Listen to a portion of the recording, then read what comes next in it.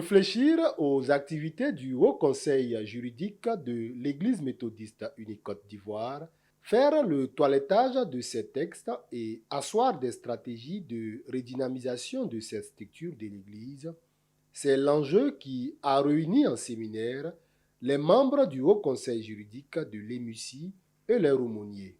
Ce séminaire, qui a eu pour cadre un complexe hôtelier de la ville de Jacquesville, s'est tenu les 3 et 4 juin 2022 autour du thème « Le rôle du Haut Conseil juridique dans l'EMUCI ». Le Haut Conseil juridique a été créé depuis quelques années. Nous avons fonctionné tant bien que mal. Donc nous avons décidé au Haut Conseil juridique de prendre un temps, n'est-ce pas, de réflexion, de faire une pause pour réfléchir sur comment conduire, n'est-ce pas, cette institution, cette structure centrale de l'EMUCI. Quel était l'objectif de l'EMUCI lorsque cette Église a créé cette structure qu'est le Haut Conseil juridique? Il s'agit de faire le bilan de nos activités. Tout ce que nous avons eu comme dossier, les consultations, les saisines et même les initiatives que le Haut Conseil juridique a pu prendre.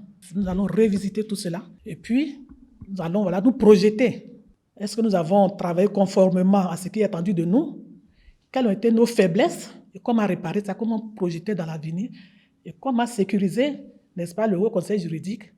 Et que faire pour que ce Haut Conseil juridique-là soit vraiment un instrument efficace pour l'Église méthodiste unie?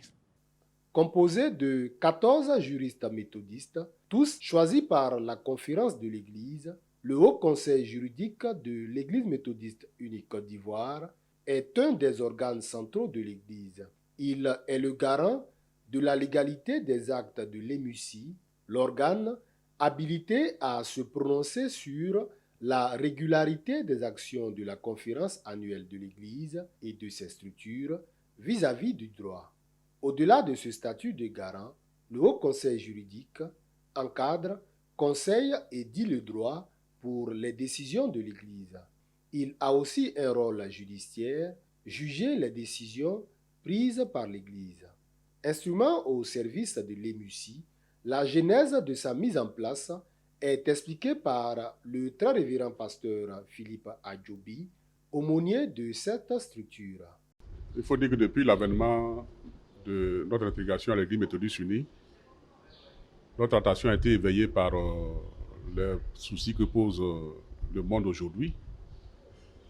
Et particulièrement, notre entrée dans l'Église méthodiste unie nous a mené à satisfaire à beaucoup de conditions juridiques. L'Église a pris conscience que nous évoluons dans un monde assez complexe où les populations, les Ivoiriens maintenant s'ouvrent de plus en plus sur leurs droits et devoirs. Et donc, si l'Église ne s'appuie pas sur des structures sûres pour la conseiller, pour l'orienter, nous risquons d'être toujours pris un peu à l'envers de ce monde. Et donc, c'est le souci qui a amené l'Église à mettre sur pied le Haut Conseil juridique pour l'aider, pour l'accompagner, pour la conseiller dans les affaires juridiques. Et donc, c'est une structure qui est donnée à l'Église, que les affaires de l'Église puissent se régler aussi de façon interne. Les compétences se disposent pour aider l'Église, et ça, c'est quelque chose de tout à fait merveilleux. Nous devons vraiment bénir le Seigneur pour cela. Autour de leur présidente, l'avocate générale Atokwa Kwasi Emma, les séminaristes ont passé en revue les objectifs de l'Église assignés à leur structure.